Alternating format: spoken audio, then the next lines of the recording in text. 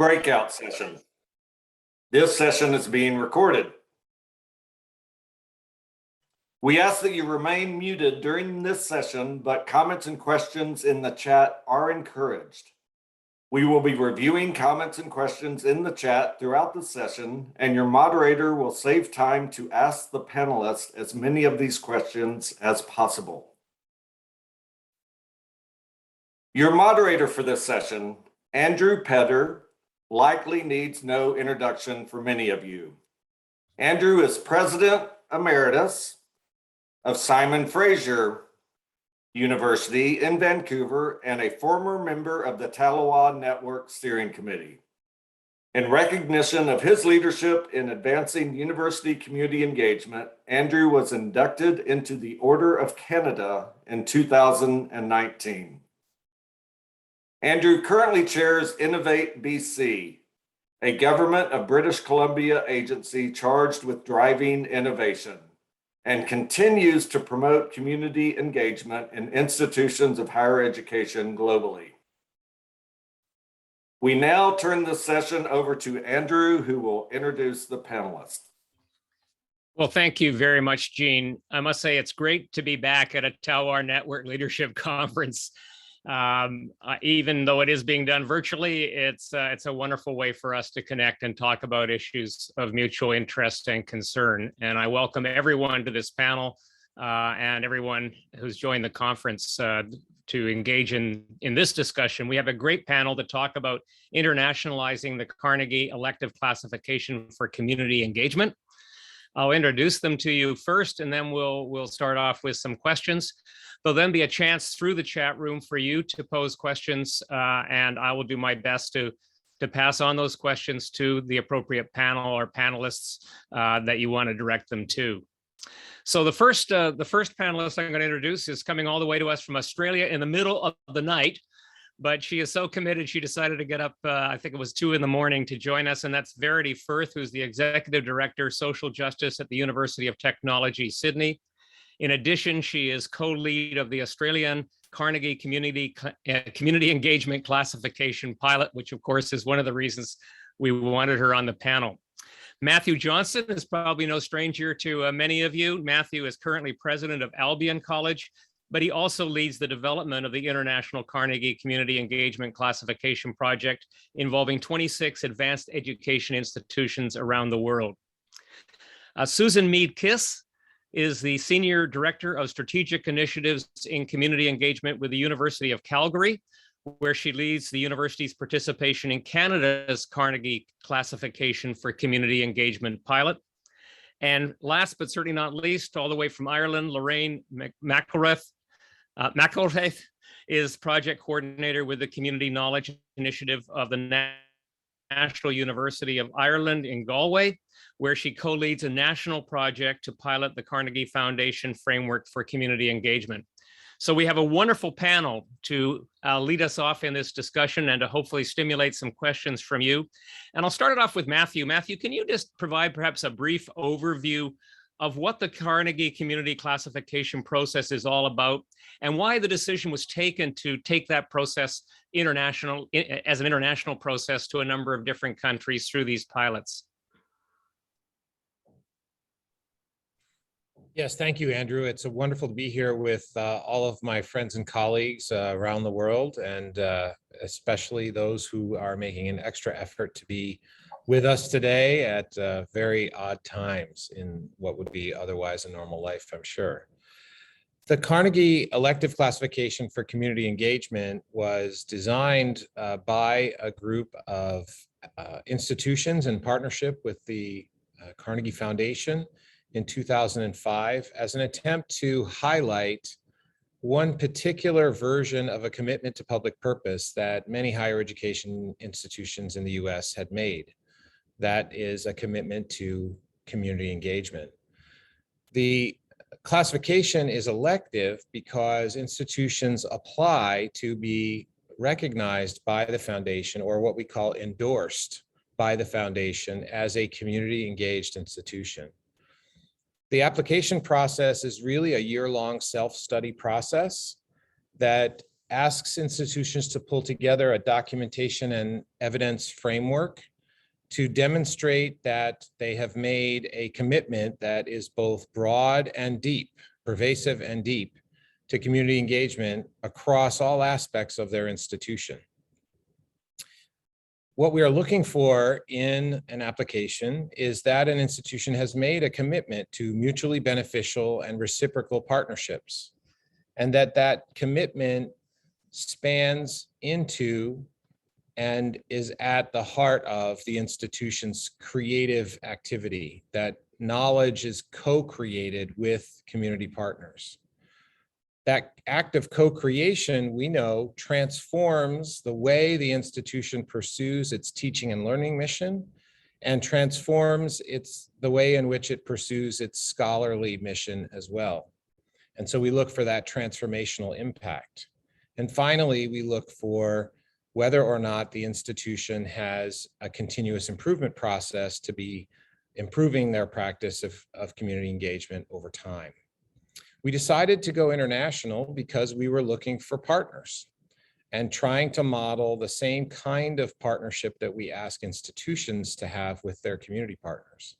And I'm very happy to say that I think we have had a mutually beneficial and reciprocal partnership with all of the international partners that we've worked with over the years and learned a lot, probably more than they've learned from us, about community engagement, and it's transformed the way we think about community engagement because of that partnership. Australia will be launching its version of the community engagement classification very shortly. Canada is working toward a model that they would hope to launch in the coming year. And our colleagues in Ireland learned a lot from the partnership with the foundation early on and continue to work together as a national network out of that experience. And we'll hear some of that today, I'm sure. Thanks very much, Matthew. And let's go to each of the panelists in that order of country that you identified and start with Verity first. Verity, what were the major reasons that motivated institutions in your country to undertake the Carnegie Community Engagement Classification pilot process? The situation in Australia is similar to for universities globally. There was a big debate in the sort of last decade around the role of universities and how do we actually demonstrate the role of universities, how do we actually have greater public benefit and impact, and how do we demonstrate that? In Australia, the university sector has got a number of different types of universities. So there's traditional research institutions, sort of sandstone institutions. There's regional universities that are anchor institutions across the country outside of our major metropolitan cities. And then there's metropolitan universities. Most of the university sector in Australia is publicly funded. In fact, I think of the 41 universities, 39 are publicly funded. And there's pockets of excellence across the country when it comes to community engaged scholarship and work, like amazing, innovative, interesting stuff working with Aboriginal communities up in the top end of Northern Territory of Australia and so on. But there was no unifying framework to talk about it. And what was interesting about Australia in particular is that there was no unifying framework. And in fact, engagement practitioners over many years had in fact been arguing about what community engagement was and how to appropriately define it. So what was actually most attractive about the Carnegie to us is it came with a ready definition that we could get behind, that we could debate and argue about, but essentially could get behind, that could unite the centre about what we were actually talking about when we're talking about community engagement. The tension that exists in Australia around community engagement is probably similar to other countries. It's about, is this engagement for public purpose, or is it an engagement just to drive external revenue for the universities? And the Carnegie definition has been really useful to help us frame this debate in Australia and in this moment. It's been also very useful in terms of politically for the sector to unite the sector around what we mean by community engagement.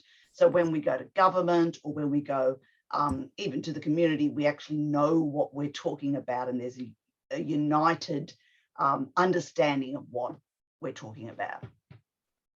Great. Well, thank you. That starts us off in Australia. Let's flip over to Canada now, and to Susan Meekis. Susan, tell us a little bit about what motivated institutions in Canada to enter into this process, and why they did so. Thank you, Andrew, and thank you everyone for joining us today. So I just want to clarify, I am one representative of the Canadian pilot cohort, which included 16 institutions across our diverse country. And so I represented the University of Calgary along with the team at the university, which was really cross-campus in nature. And we also worked with 8 community partners throughout our process. But I want to recognize as well the leadership of Simon Fraser University in leading our Canadian pilot cohort and our journey that continues today.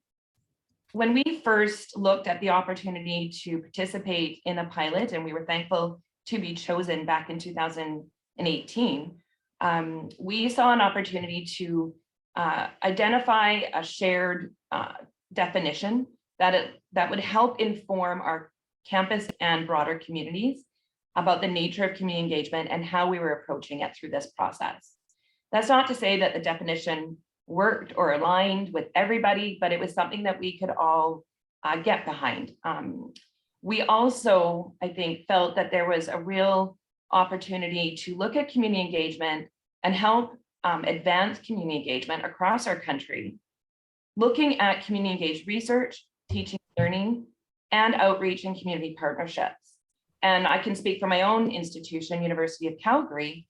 We hadn't approached community engagement with that broader, more integrated lens.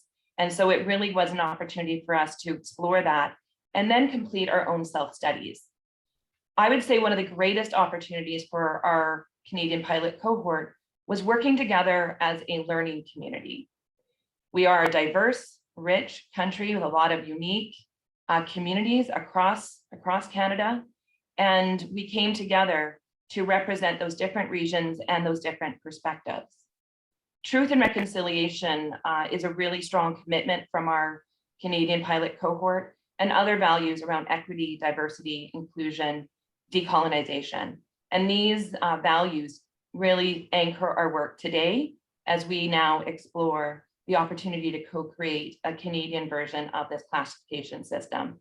So it's been a really deep learning opportunity, I think, for all of us, more work to come. But we have, I know for University of Calgary, we've been really honored to have the opportunity to work with our colleagues across Canada, and of course the Carnegie Foundation and our colleagues internationally as well.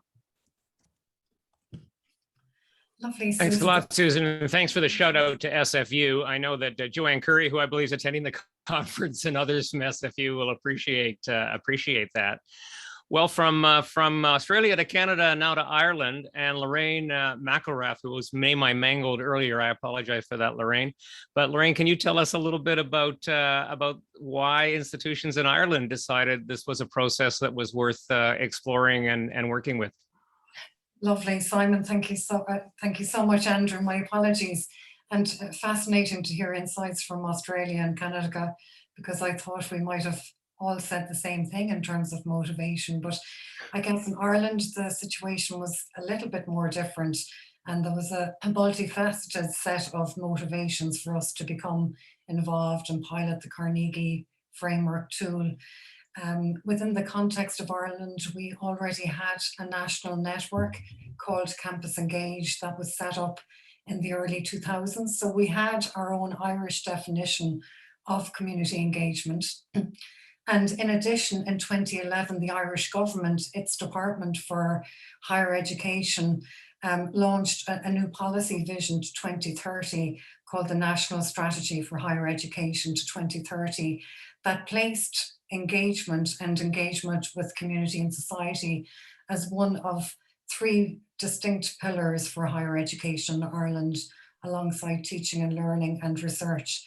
So I guess the opportunity to be the first country actually to pilot the Carnegie tool was for us as individual institutions to better understand our work in terms of what we were doing within our own hinterland, and for us to better understand what we were doing at a national level as collective organisations and institutions coming together regionally, but also nationally, and also to ascertain if our work was aligning with national policy.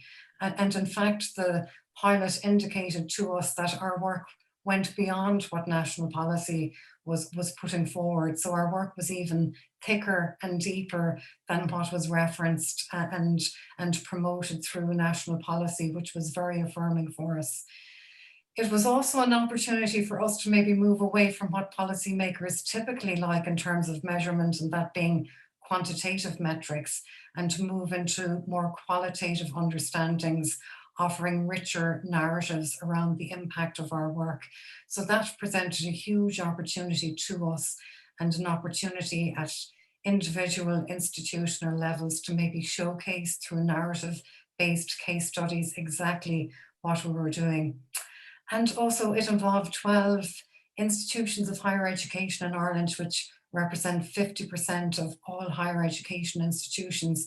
So it was an opportunity for us to all come together in a highly competitive market. I think all institutions across the world are not only competing for students nationally, we're competing for students internationally. So it was an opportunity to maybe swim against that neoliberal ideology and practices that are ebbing within the whole system, and an opportunity for us to work together, develop collaborative relationships and potentially collaborative projects together.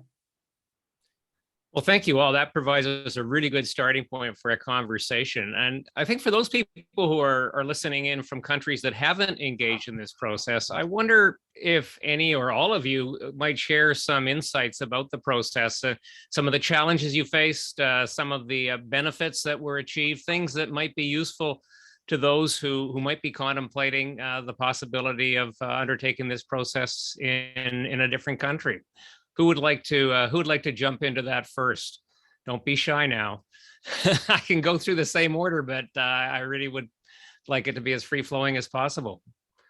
Matthew, I'll put you on the spot because you're overseeing this whole thing. What did you learn, sort of looking at these three different countries that was beneficial and challenging? What occurred to you?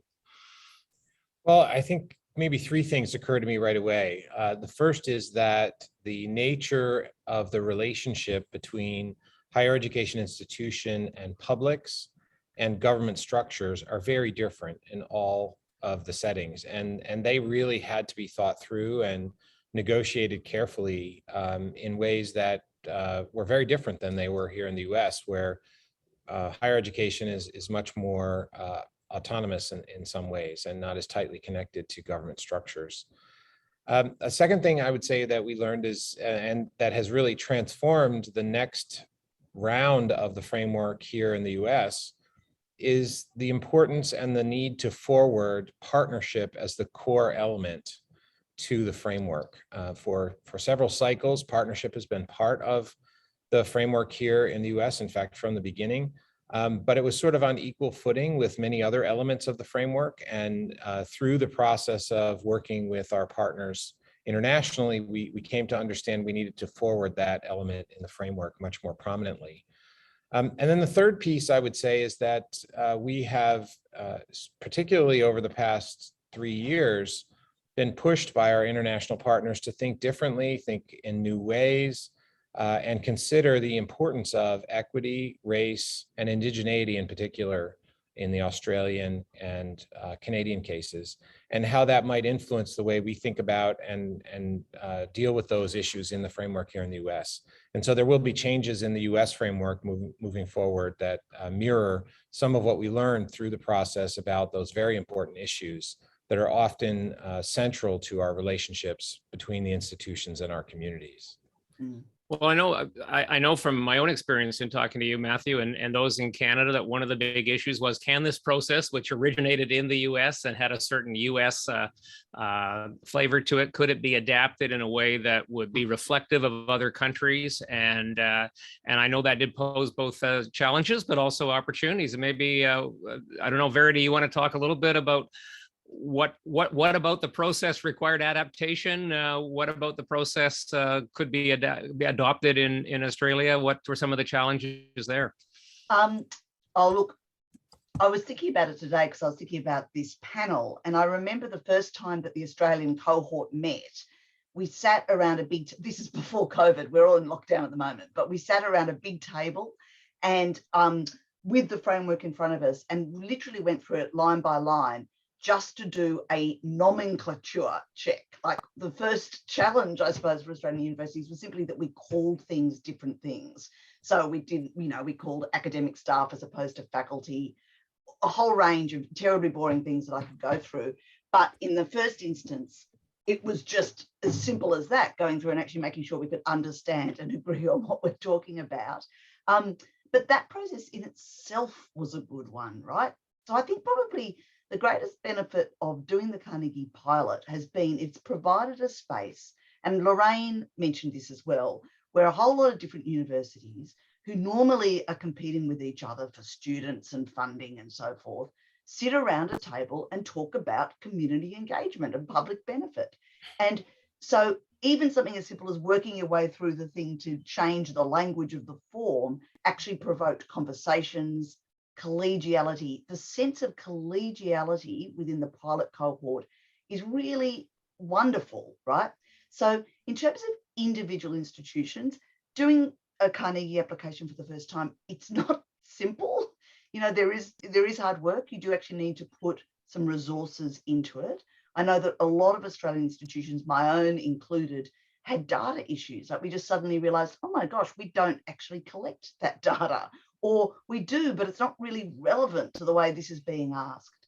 So there were all sorts of sort of systems issues that we had to work our way through at an institution level. But that in itself was such valuable work. So I would say that the collegiality between institutions was extremely valuable, sharing knowledge, but also within institutions, it forces you to have those conversations that you otherwise wouldn't have because you have a framework and a whole set of questions that you need to go around and find the answers to. And that was also about building collegiality within the universities as well for this project. So it sounds like it's so often the case, simply getting together and talking about something and focusing on it is of huge value. One of my favorite sayings from that famous New York Yankees catcher, Yogi Berra, is if you don't know where you're going, you'll probably end up someplace else. What this process has required each of the countries to do and each of the institutions to do is to think about where are we going with community engagement and how does it relate to others. Now, Susan, I know as a Canadian, Canadians never like to just say we're adopting an American process. We think we can add value and we want to adapt it in certain ways. Matthew also raised obviously the issue of indigenization. Can you talk a little bit about how, from your point of view, how the Carnegie process worked in terms of its introduction into Canada? What was simply able to be adopted as is, and what needed to be adapted? So we are still working through that process right now as far as making recommendations to changing the classification for our own purposes in Canada, but some learnings along the way. As I mentioned, there's really a shared commitment to approaching this work in a good way and recognizing the diversity across our country and within our country. And so that is really challenging and asking our Canadian pilot cohort to think deeply about those values I mentioned: truth and reconciliation, social justice, equity, diversity, inclusion, decolonization. And so I don't think we would feel comfortable as a cohort making any recommendations that didn't include a very strong focus on those values that represent the Canadian context. And it is different. And we don't simply just take an American classification and apply it into our Canadian context. That's not who we are. But I think there's an opportunity for some change and dialogue around this. And I think that dialogue is probably what has been one of the greatest benefits of this process, because we've got post-secondary institutions from across our country. We've got colleges, probably not enough, but we've got some colleges represented, research-intensive institutions, Indigenous focused institutions as well. And their perspectives have been really important to this whole journey, and I think will be really an important voice as we make suggestions for changing it for a Canadian context. And that was one feature I know of the Canadian process. Institutions that normally wouldn't be talking to each other, at least not regularly, colleges and universities, but also universities across a pretty broad country under provincial jurisdiction coming together. So again, as Verity said, the process of just coming together and discussing these issues had intrinsic value. And then some of the issues you raise obviously became important in the process. Now, Lorraine, Ireland is certainly a country that doesn't march to anyone else's drummer, and you've already mentioned some of the fact that so many institutions in Ireland were involved. Can you shine a little light on how the Carnegie process was seen in Ireland and how it was adapted through the pilot that you were involved in? Yeah, I guess it was a very long and engaging process that began in 2014, 2015. I guess there was while Matthew is heavily involved in Carnegie now, but it was prior to Matthew's appointment in terms of being the administrator for the current Carnegie framework process. So we worked very heavily with Professor John Saltmarsh at UMass Boston and Dr. Elaine Ward at Merrimack College, who were the Irish partners at that time. We were the first pilot, so we had a huge kind of planning phase in terms of negotiation with the Carnegie Foundation for the Advancement for Teaching and Learning, because at that time it wasn't conceived that the tool would become international. So we sought permission from them to develop a pilot outside of the US, and they thankfully gave us permission to do that. We brought the tool to the Irish government to see how they felt about this being a pilot within the context of higher education in Ireland, and if it was something that they would be willing to support, not financially because resources at the time in Ireland were going through a huge recession, but at least they could support in terms of getting behind the whole process. So at the outset, we held an information workshop in Dublin that was hosted by the Irish Universities Association, another statutory body with oversight of the universities within the context of Ireland. And all Irish higher education institutions were invited to that workshop to really trawl through the purpose and process of Carnegie and the understanding that it, as Verity says, it is a lot of work. It's not just about filling in the form, it's about a strategic dialogue within your university to ascertain exactly what you were saying, Andrew. Where are we going? Where have we come from? And developing a roadmap into the future. And after that workshop, we then engaged with the presidents of all higher education institutions in Ireland and issued an invitation to them to become involved. So it was quite strategic and intentional in terms of getting leadership on board at the outset so that a whole strategic dialogue could be, I guess, invested and embedded by the most senior leader of each institution within the context of Ireland. So that's just a little bit about our process. Like Verity, this was pre-COVID. We had funding from the Talwar Network and a couple of other philanthropists to host meetings across Ireland in different institutions to come around the table, talk about the language that wasn't localized within an Irish context. And we localized the framework so that it met our kind of culture and context, if you like. And deep relationships were developed on that basis. And then each institution developed different methodology in terms of gathering the data. So it was an opportunity to us to continue to be diverse while all coming together around the uniqueness of the actual framework tool itself. So I'm going to encourage people. Oh, sorry, Verity, go ahead. I was just going to say something, Andrew, because Lorraine reminded me of something. She talked about the senior executive and bringing them on board. And that was something that I think that Australian engagement practitioners in Australia have found very useful about the Carnegie, which is there's a whole lot of engagement practitioners already working in universities, doing amazing work, whether or not sometimes the senior leadership of the university is not even really aware of what they're doing. And what Carnegie's good at is pushing that work and giving it a prominence in the minds of the senior executive of the university too. So by undertaking the Carnegie engagement process, it forces senior executive to engage with the work of the community engagement practitioners and value that work. It's a really useful internal tool for the cut and thrust of budgets within the university. So I'm going to encourage people who are watching in to start thinking of and maybe start posting some questions or comments you'd like the panel to answer. We have time for that. In fact, we hope that it will add to the value of this for you. So please don't hesitate. Get those questions or comments in, and we'll try our best to get the panelists to respond to them. But Matthew, I'm going to go back to you because you have all these different countries that are sort of pushing the envelope on the process and trying to adapt it to their own circumstances. From the Carnegie point of view, from your point of view, there must have been some tensions or some concerns about maintaining the integrity of the process as the Carnegie process, while at the same time allowing countries to make it real and meaningful to them. Do you want to reflect on that a little bit? Yeah, sure. I think that's a very good point, Andrew. I think what it pushed us to think about was what were the core elements that we needed to make sure were faithful across the national settings, and what were the unique aspects of each cultural and organizational context that could be adapted.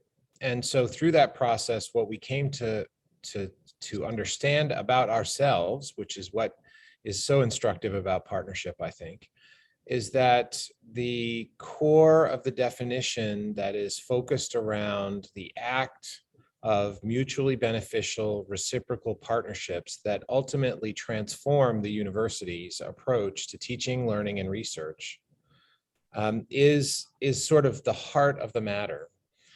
And that second, we are committed as an organization to continuous improvement. And so there needed to be some mechanisms for continuous improvement.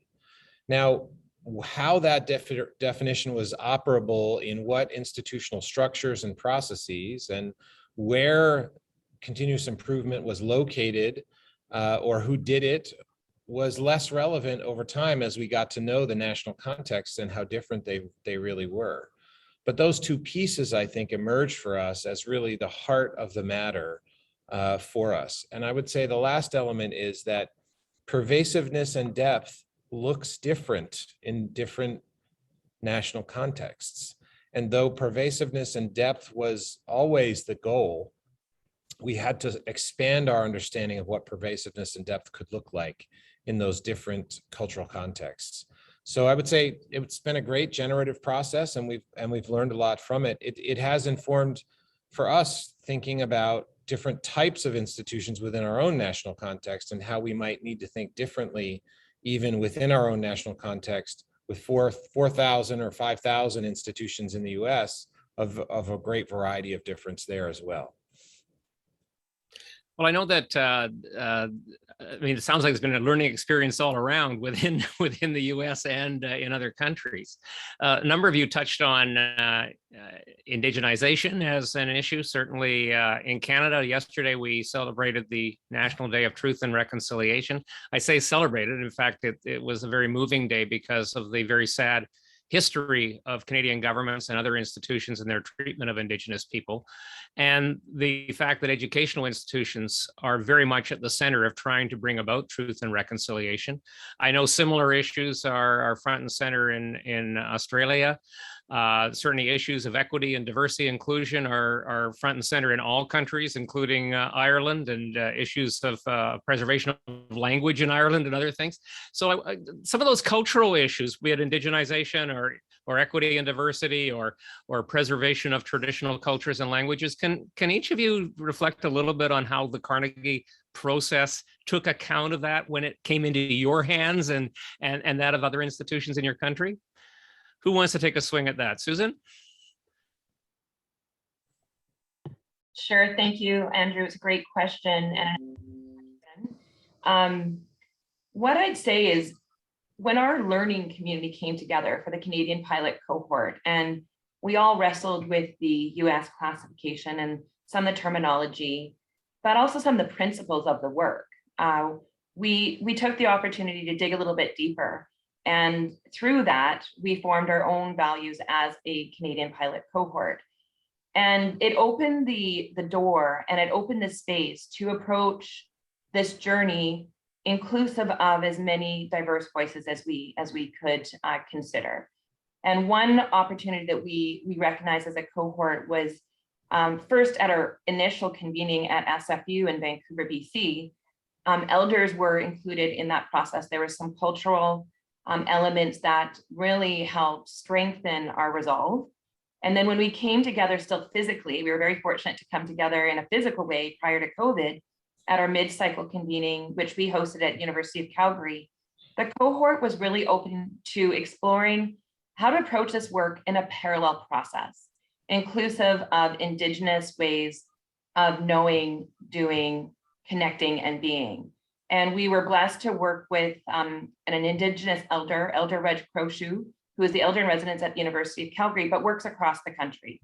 And he guided us, along with a number of other elders and traditional knowledge keepers, he guided us in a journey to consider the lens of community engagement through an Indigenous perspective, and how to bring Western or Eurocentric approaches and perspectives to the discussion as we also deeply considered Indigenous perspectives. It was a really rich and powerful journey. And we also anchored it in ceremony. There was a smudge ceremony to open the space and to create that shared and ethical space. And that learning at that mid-cycle convening carried on throughout, even to our closing convening. And Elder Reg Croshoe has been an advisor, an elder from British Columbia, also participated. And that was an opportunity that our Canadian pilot cohort seized upon, and we hope to continue as we now approach the next steps as we consider co-creating a Canadian framework. That was one tangible way that we were able to open up the space to learn a bit more about the diversity in our country and how to approach it. What I like about that is in trying to understand how the Carnegie classification process should reflect Indigenous identity and issues and knowledge, the process itself was indigenized. Yes. And so that was obviously a major shift from the way it had been conducted in the past. And Verity, what about in Australia? How did indigenization find its way into your process, and how did you respond to it? Yes, so I listened with great interest to Susan, because I think so I'll just talk a little bit about how the Australian higher education sector in the last decade, 2 decades, has dealt with indigenisation and these issues in Australia. And I was about to say it's done it in a more traditional sense, and traditional is not quite the word, but Universities Australia, which is the peak body, has a national Aboriginal education strategy that all of the universities have signed up to. It's got a broad range of initiatives to improve higher education participation and success by Aboriginal and Torres Strait Islander people and communities. And it's got a whole range of things around deepening understanding of Indigenous knowledges and culture, right? So, and most Australian universities have, well, in fact, every Australian university has a plan that has a whole series of metrics and approaches around enrolments and performance of Indigenous students, Indigenous staff, increasing the engagement of non-Indigenous people with Indigenous knowledge and educational approaches and so forth. So all of that's there, right? But what Carnegie really opened our eyes to properly, and when I say opened our eyes, not everyone, there are a whole lot of people already doing this. Like, so we had this wonderful case study today at our sort of regional event for Talwas, where we talked to researchers from Charles Darwin University in the Northern Territory, which is up in the top end of Australia, who have been doing deeply ingrained co-creation of knowledge with Indigenous communities for years, right? So I'm not saying, so there's all of that work is happening. But what Carnegie was particularly good for the group that was doing it was that it meant that we went beyond that traditional university approach. Why don't we set some metrics for how many Aboriginal students are accessing, and actually forced us to look at what does co-creation look like? What does sitting down and listening look like? What are Indigenous ways of knowing and co-creating and having a genuine and equal seat at the table when these conversations are happening? And that was what Carnegie really helped us with. And what has arisen out of that is in fact that we are slowing down, right? So originally we were like, yeah, what we'll do is we'll just do what we've always done. But actually what's happened is we've said, no, wait a minute, we need to do this properly. We need to do it slowly. It's ongoing work in progress, and we need to bring Aboriginal people to the table in order to do that. And I think that that's been a really great influence of the Carnegie process. Sometimes you have to slow down to go further.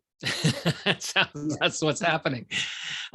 There is a question already in the chat room. I want to encourage others to post it, and I'll come to that one in a second. But I do want to give Lorraine a chance to talk, because Ireland is such a country of such rich culture, and obviously issues of equity and diversity and inclusion are very front of center in Ireland as well. How, from your perspective, Lorraine, how through that lens or those lenses did the Carnegie process get seen and adapted within the Irish pilot?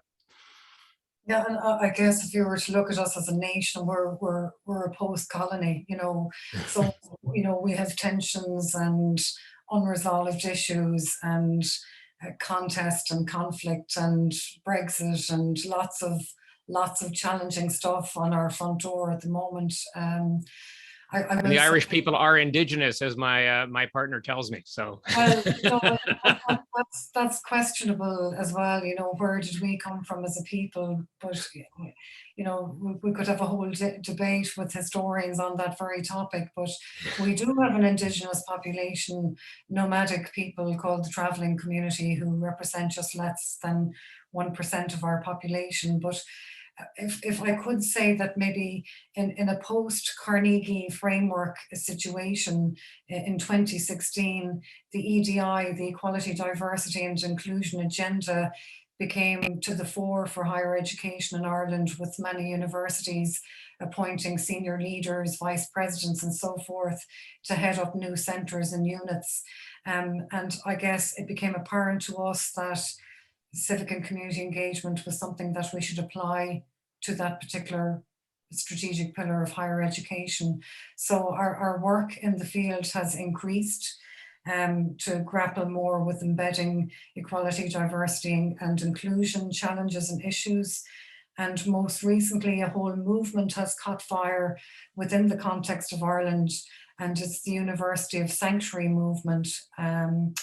I guess Ireland in the past, we weren't a country where people used to come to in terms of migration, because we were a poor country for many years, but we do have an increasingly multicultural population within the context of Ireland, and many asylum seekers face human rights abuses within the context of Ireland, not least access to higher education, where they had been categorised as international students, that being itself a barrier to access higher education.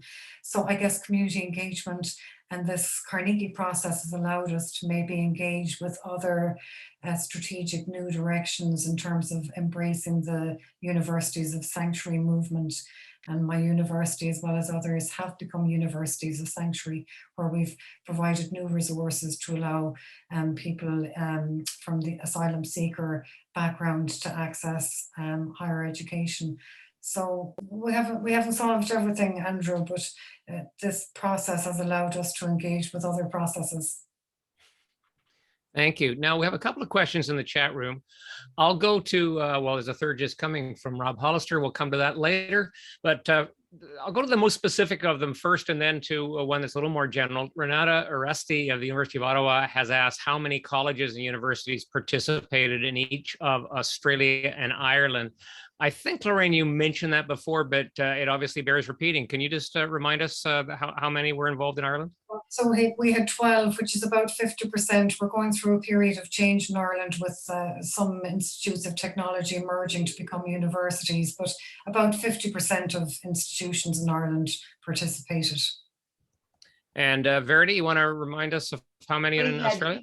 We have a total of 41 universities in Australia. 9 of them did the pilot, but we also had observer institutions where we invited universities to sort of watch us do the pilot. So all up about half, we had about 20 institutions involved in the pilot process. And Susan, you said it earlier, but for the sake of inclusion, why don't you remind us of how many Canadian institutions were involved? The 16 institutions joined the Canadian pilot cohort from the beginning. Now, 2 or 3 did step back at various points because of changes within their own institution.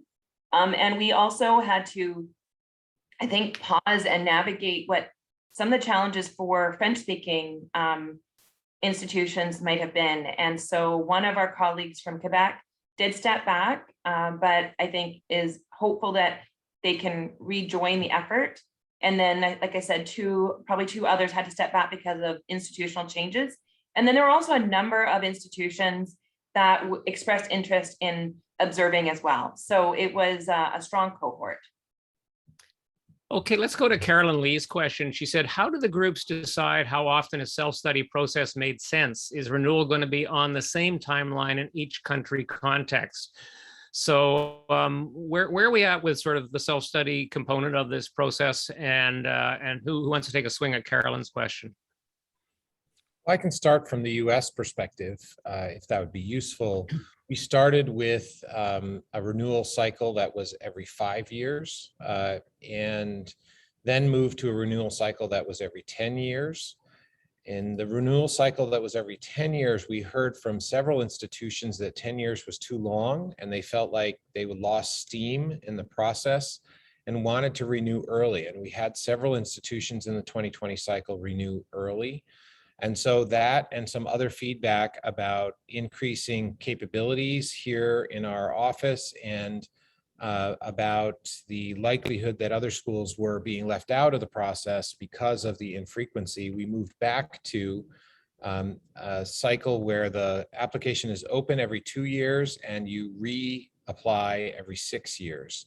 Now, we have not mandated any particular cycle in the other locations, and those international sites are working on their own cycle as we speak, and they can speak to that as they may. Yes, the international cycles definitely won't be going on at the same time. So because we're all now commencing at different times, we're still working on, because we had this debate exactly the other day, which is how often to renew, because it is a rigorous process, right? And it does take time and effort, which is part of its value. And I think we'll talk about that when we get to Robert Hollister's questions about the rankings. But the you know what I mean? It does have value, but it is, you do need to put resources into it. So at the moment, we're looking at probably a 5-year timeline, but some universities have requested a 3-year one. But anyway, it's still being discussed. Any other comments on sort of the self-study and the cycle of it in Canada? Has there been any decision made about that or discussion of it, Susan? As far as I know, not yet. We're still, like I said, recommendations, but I think to Verity's point, there will probably be some diverse opinions on this. I think we are all really committed to making sure that whatever the timeline is for application and renewal, that we're doing it in a good way, and we're taking the time to do it thoughtfully and respectfully of a great deal of diversity across our country, but also during a pandemic. So that we do really need to pay attention to that right now, to be respectful of our communities. Yeah. Obviously, this self-study process is integral to the whole process of continuous assessment and improvement, which is key to the Carnegie process. And I say that as I bridge to Rob Hollister's question. Rob's known to many of us and has a long history with the Talwar network, obviously. And Rob, who always asks great questions, has put the cat amongst the pigeons, as it were, here with a question about how does the Carnegie process compare with the Times Higher Education Impact Rankings. And as you can see in the chat rooms, he starts by congratulating those of you who are involved in the internationalization process, but then goes on to say, what are its strengths and limitations in comparison with the Times Higher Education Impact Rankings? What can these parallel efforts contribute to each other? And he says, I ask because the Times Higher Education effort is having extraordinary influence, but it clearly lacks some key elements of the Carnegie process.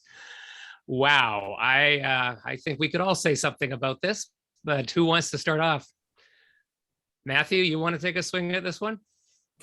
Sure. I think they both do different things, and I think the Times Higher Ed Impact rankings are important for their own purpose. I think what they mostly do, in my opinion, is take a series of commitments around the SDGs and ask institutions to assess whether or not and how they are committed to those SDGs and produce evidence around those SDGs.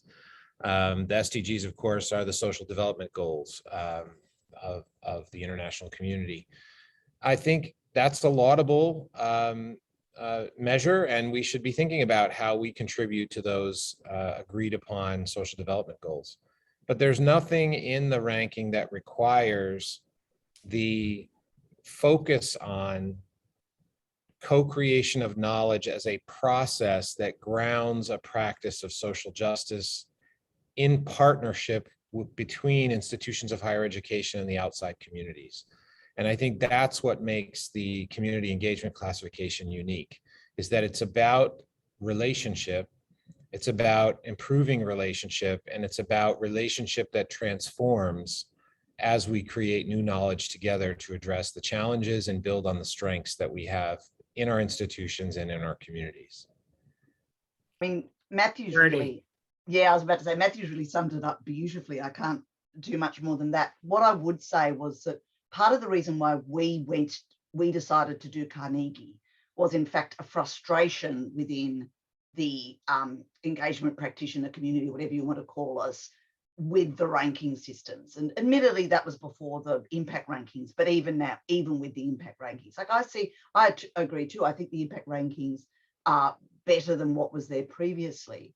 But the frustration that we had with the rankings was their arbitrary nature, the way that the universities, all the unintended consequences which were occurring as a result of universities' increased obsession with better rankings. The actual fact that they are rankings, so the fact that it creates a competitive environment between universities as opposed to any type of collegiate activity, which is something that was so valuable in Carnegie. So we weren't really interested in yet another ranking. The thing about rankings, everyone here who works at universities would know, is that hardly any of you are actually involved in the ranking process. I know at UTS, we have a working group that sits within our planning and quality unit, and they do the rankings. There's no I think I'm on a steering committee for the impact rankings, but very rarely spoken to about it. That's the difference with Carnegie, right? Carnegie actually forces a whole lot of cross-university conversations, a deep study of your work and your practices and the university's mission. And it is much more transformative than I think rankings can ever be. I'm going to step outside the moderator role to take a swing at this, but not before I've given a chance to Lorraine and Susan to do so. Well, I suppose, like Verity, I suppose, anything that pits institutions against each other isn't helpful. But I like to think that we're in a post-ranking era at the moment. And I think COVID-19, certainly within the context of Ireland, has democratized and normalized a lot of academic research. And there's certain professors of very scientific fields that are now household names in ordinary people's homes because they've been so articulate in terms of giving their expertise and knowledge to the Irish public and kind of easing anxieties and concerns related to the pandemic and fears that existed. So, for me, that's a really positive outcome of COVID-19, that we've normalized and mainstreamed and democratized knowledge so that people on the street are now talking about Professor Luke Kelly from Trinity College Dublin and what he had to say on the radio at 9 o'clock this morning related to the virus and vaccines and so forth. And I'm not sure the public really care about rankings. I think there's an internal obsession, but I don't know if my mother cares about how well my university is ranked, for example. So I think this internal obsession needs to be kind of gotten rid of, and let's look at education and knowledge for the purpose for which it's built, and that's for a public purpose. Susan, any thoughts on this? I think Verity and Lorraine have said it all, but I would just say that really through our Carnegie process, one of the benefits of it is that we came together as a collegial collaborative cohort, and competition was not part of our mandate. And so I do see that as a unique opportunity from the Carnegie lens versus a ranking system. Yeah, and I would just weigh in and say that I think there's a very fundamental difference between the ranking system, even the Times Higher Education system, which is related to the Sustainable Development Goals, which I think we probably all support. But it is about self-promotion. It's about institutions trying to demonstrate their strength in certain areas. And those institutions that have more resources to deliver those programs and to promote them will inevitably do better. Whereas the Carnegie process is a process where you're looking at your own institution and measuring progress relative to your capacities. And it may be far more impressive for an institution of limited resources and means to make progress through the Carnegie process, even though it won't show up as having achieved great success in the Times Higher Education. I think that's one of the real strengths of the Carnegie process. And I'm going to bridge to the next question by noting that if you look at the top, I think 20 institutions in Times Higher Education impact rankings, they're all from non-developing countries. They're all from developed countries that are with institutions that are well-resourced and well able to promote themselves. Now, the same thus far is true of the Carnegie classification process. We're all here representing countries that are relatively well-resourced, but we have a question and I hope I can pronounce it correctly, Futali Nawamondo. Apologies if I didn't get it correct. Are there some African countries participating on the pilot? If so, how is the intake? If no, what is the limitation? So Matthew, over to you. What are the thoughts about bringing Carnegie classification process to the global south, to developing countries, to countries that are not as well resourced as Australia, Ireland, and Canada, or the United States? Yeah, I'm actually excited to have some partners to figure that out with. I think just as we did in the prior 3 attempts, we will learn a lot along the way. And it may very well be that we learn that it's not appropriate, but we won't know until we try. I happen to think that the core elements of transformational, reciprocal, and mutually beneficial partnership, deep and pervasive commitment, and continuous improvement as core elements can manifest in lots of different ways. And I'm really curious now to see how far we can stretch this and where we can build perhaps even a global set of sibling classifications, all committed to the same type of transformational power of partnership. So can we take it from that? I want to put you on the spot a little bit more. Can we take it from that and the fact that we brought this conversation to the Talwar network, which has representation right around the world, that the Carnegie process and those like yourself who are the custodians of it are open to having it adopted appropriately by other countries in say Africa or other parts of the global south? Yes, we are. In fact, just prior to the global pandemic, the Carnegie Corporation of New York, together with the Talwars Network, hosted a meeting in New York City with the heads of several higher education institutions from across the continent of Africa to discuss whether or not it might be appropriate and there might be interest to try pilots in different national settings within the continent. And we were just about to start the process of building cohorts in a variety of locations across the continent. But the pandemic derailed that. And so we're coming out of the pandemic in certain places and still struggling with the pandemic in other places. And as we do, we want to be ready and responsive to those places that want to partner and try this out. They could reach out to me to start that conversation, and we would be happy to start that conversation with new partners and colleagues.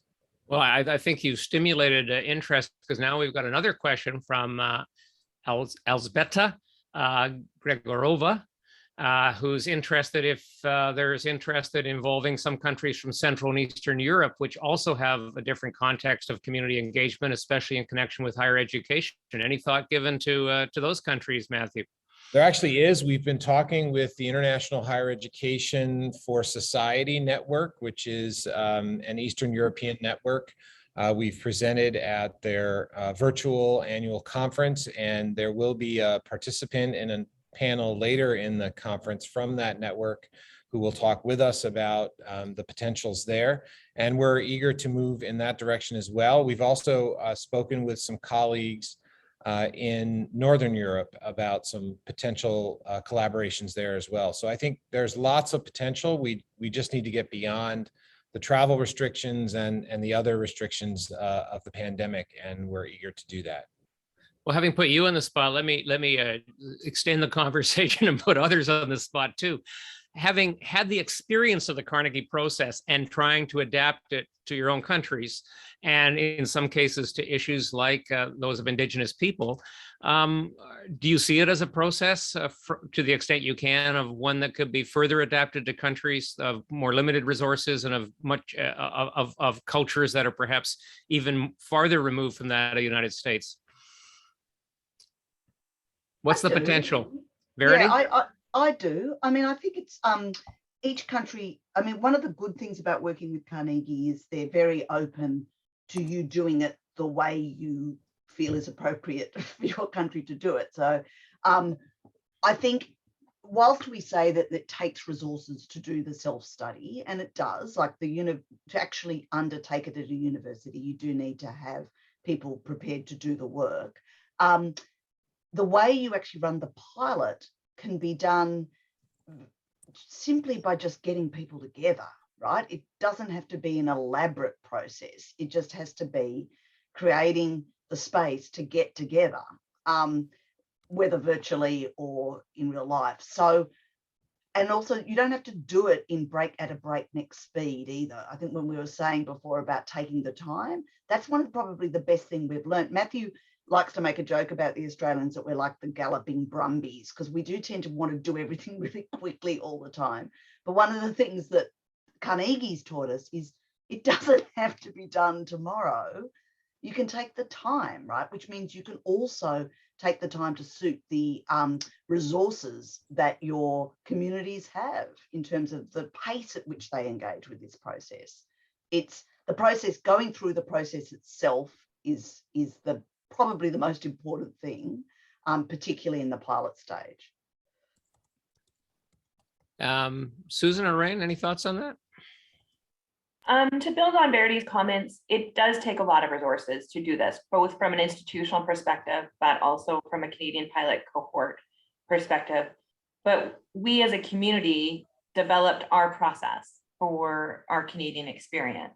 And then myself as a representative from University of Calgary with a team determined our process. And it was deep and it was broad. It was very consultative and very collaborative. And we included 8 community partners. But we saw it as an opportunity to build community throughout the journey. Not every institution did that or needs to do that. And not every pilot cohort would have to perhaps do it the way Australia did or Canada did. However, I think we need to be really mindful of the resources and our privileged position, as a Western developed country, and others as well, and how we were able to rally the troops, if you will, and the dollars and the time to do it. I will say, though, that COVID has opened up doors to doing this in a virtual way. And so in person, while it is preferable, it's not mandatory. So that really did help reduce costs and time. We ended up saving, like the Australian cohort, we put money in. So it is true that each individual pilot university put money in at the beginning to have a sort of funding pool for it. But it wasn't a huge amount of money from institution. I think we capped it at 5,000 Australian dollars, which I don't know what that is in US, but it's worth less. And we ended up with money at the end because we'd done no travel and COVID had hit and everything had been done virtually. So that's also true what Susan's saying. You can do it if it's about actual cash resources as opposed to time resources. You can actually do it on a smell of an oily rag if you're going to be virtually convening.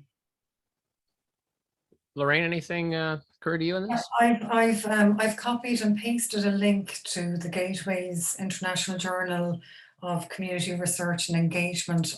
It's an article authored by 4 people from 4 institutions in Ireland on Carnegie in Ireland. So that might be helpful to others. But I think anything whereby you can have a strategic dialogue around community engagement, that you can elevate it on the agenda and deepen the work is worth doing. And Carnegie is one tool to help with that process. And like the others, like Australia and Canada, it can be done in a shoestring. And I think the budget in Ireland was really for meetings and to feed people, to be honest. So just that social aspect.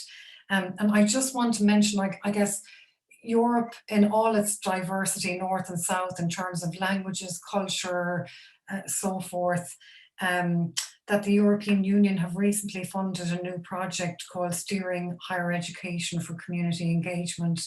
And the lead partner, Thomas Farrell, has been speaking at this conference as well. The purpose of that 22 university consortium is to develop a series of tools for a European context that's cognizant of all the nuances and diversity that contextualizes community engagement across Europe. So I guess what my utopian perspective is that I'd like to see a variety of tools existing that help us measure qualitatively and quantitatively all of the diverse manifestations of community engagement that exist within higher education, with Carnegie being one fantastic model for international engagement around a common framework. One thing I'd say is my involvement with the Tawar network has really brought home to me, and probably to others, just how socially and politically diverse and specific community engagement is around the world. It manifests itself in ways that are very, very different, and it's both constrained and enabled by different social and political structures. But it's heartening to know that there's an openness to have countries take the Carnegie process and try to adapt it to their own situations. There are resource issues, but as been pointed out, there are some silver linings in COVID-19 in that we've all become more digitally connected and are able to communicate and participate in deliberation in ways like we are today. So that's encouraging. Now, we do have room for another question or two in the chat room if anyone wants to pose one. But in the meantime, I'd like to dive a little bit deeper into this whole idea of continuous assessment and improvement in relation to institution goals. And if any of you can share some sort of specific examples of how that commitment has played out, how it's impacted the institutions, how you define some of the metrics against which it's measured, within your pilots, because I think that's where you get down to the specifics of trying to figure out what is really going to be meaningful in showing progress and committing our resources as part of this ongoing process. Who would like to take a swing at this? I'll give you a really practical example of what happened at UTS. I'm at the University of Technology, Sydney. One of the things that Carnegie made us realise was that we actually didn't ask our partners what they thought of our partnerships. So we had a sort of, like most universities, we had a sort of very broad rep track survey that went out to every 2 years, but it was completely, did not give us the information we needed. It gave us a sort of broad view, yeah, people basically think you're all right.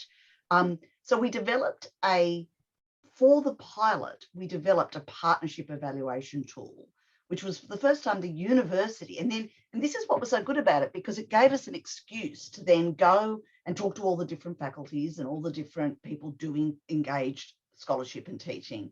And we said, choose just a couple of partners, and we are going to send a survey to them. We're going to match the survey up, and then we're going to compare. Basically, we're going to evaluate the partnership genuinely and properly. And then we were able to give real information back to our partners within the university about, isn't this interesting? We did spider graphs, and we were able to say, this is what you think is of the partnership, and this is what your partner actually thinks of the partnership. And oh my gosh, sometimes it's not actually matching. So you might see a situation where the university feels they're giving enormous resources to this particular community group, and the community group replies, I don't know if this partnership is delivering much for us at all. So that is a really just simple example of how there was a data gap, an understanding gap. And what's nice about that is, now that we've developed this tool, we developed it with a whole set of typologies of different types of partnership and a sort of continuum, a partnership continuum that you can move people from.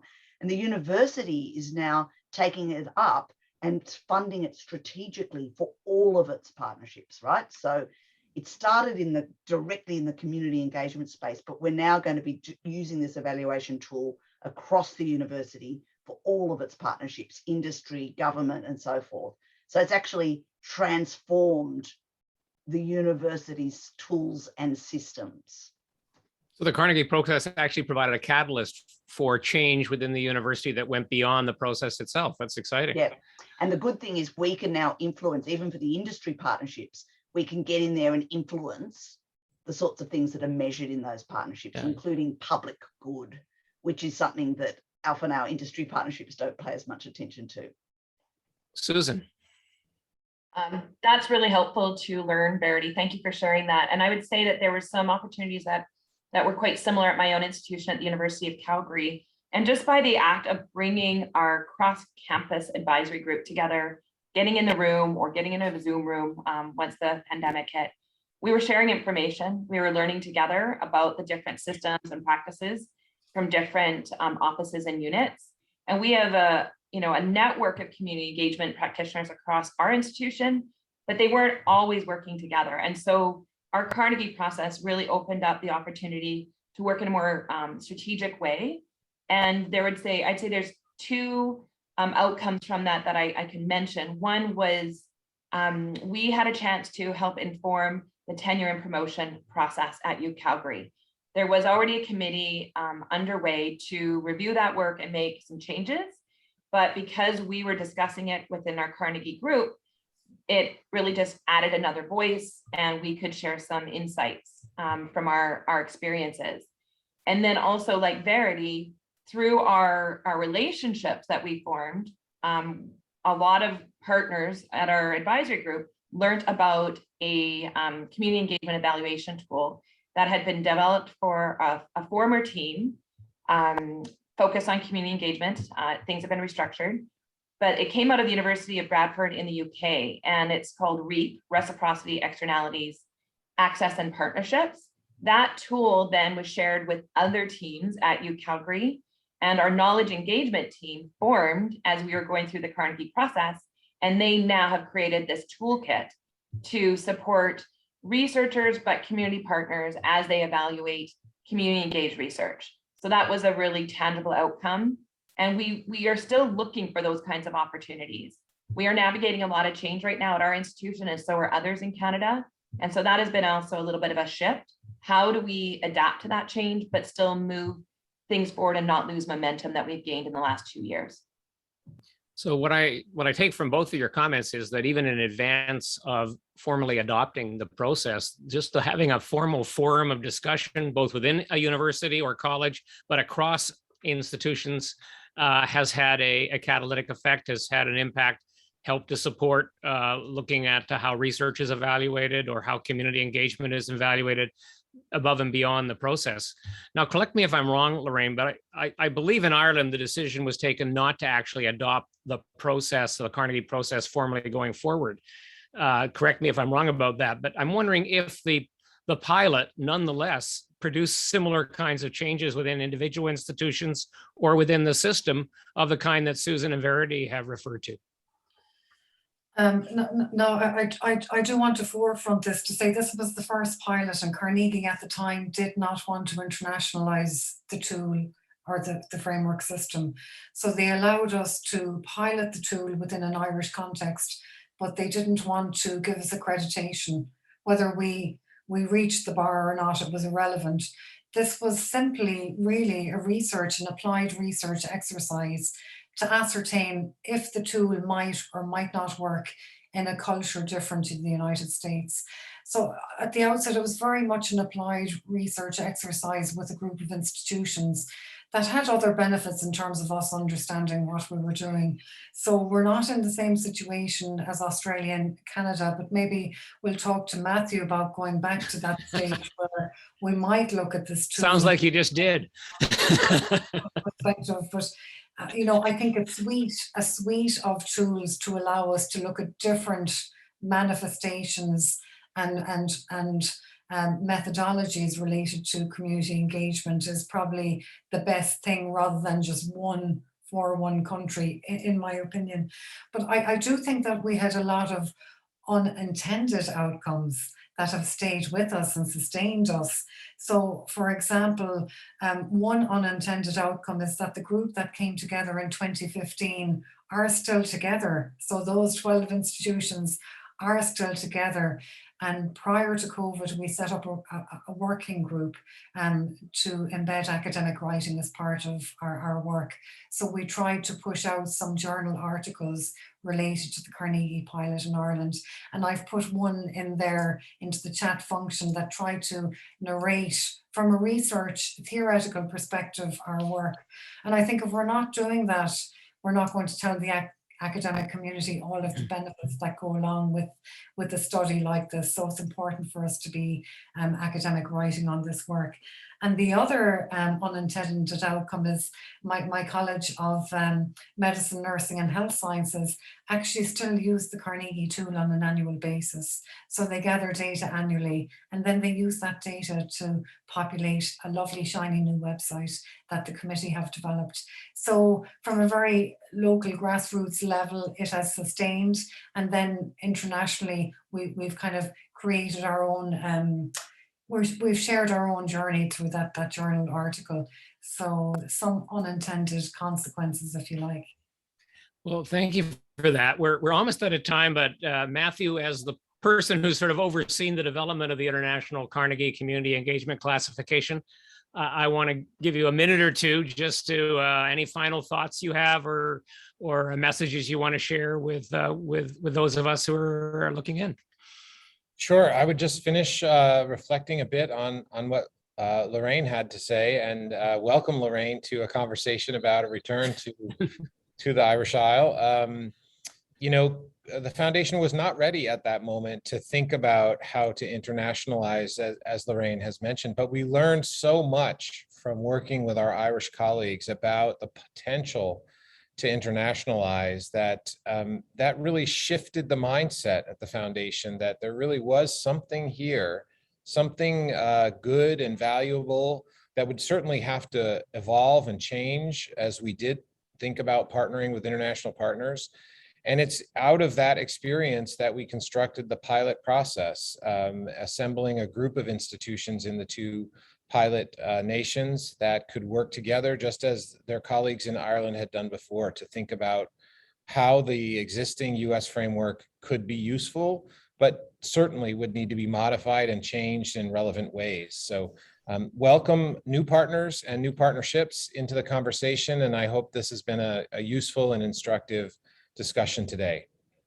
Well, thank you. I must say, I've really appreciated the chance to be part of this discussion. It really brings home to me, I mean, what's exciting about being involved in university community engagement is how fulfilling it is and how much one learns. When you add to that multi-institutions working together within a jurisdiction, and then you add to that comparing experiences across different countries, it becomes that much more enriching. And it sounds like this particular program and the pilots has even more potential going forward as we look to other countries, other regions, other experiences in which those countries will learn and institutions will benefit. But it sounds like Carnegie benefits as well. So I just want to really thank the panelists who've given us of their time. Verity, who got up in the middle of the night in Australia to tell us what's been happening in Australia with the pilot. Susan, to you at Calgary, and through you to those in the Canadian process who've been working so hard on this. Lorraine, for the courage to have been the first to take on the Carnegie process, even without the prospect of adopting it, and letting us know how that has played out. And of course, to Matthew for his leadership, which continues notwithstanding his responsibilities as president of Albion College. Thank you all. It's been a really enriching conversation for me, and I hope for those who've looked on. And I now turn things back over to Jean Corbin to help wrap things up.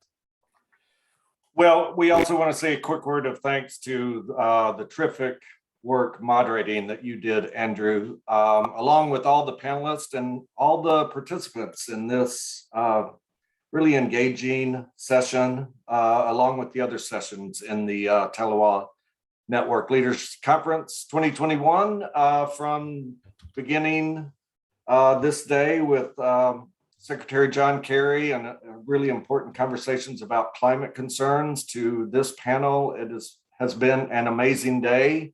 I should mention that for all of you that are interested in the internationalization of community engagement efforts in higher ed, there will be another session that will likely be of interest tomorrow. Some of the frameworks and persons have already been alluded to in this conversation. So it will again begin at 1200 Eastern Daylight Time. It's entitled Comparing and Contrasting International Frameworks. So looking at frameworks beyond the Carnegie framework. Encourage you all to join that session tomorrow and all the sessions tomorrow that begin at 800 Eastern Daylight Time. And with that, depending on where you're located, enjoy the remainder of your day, or if you're like Verity, we wish you the best. And we thank you for staying up with us and wish you the best and having a good evening of rest, and hope to see everyone tomorrow. Thank you.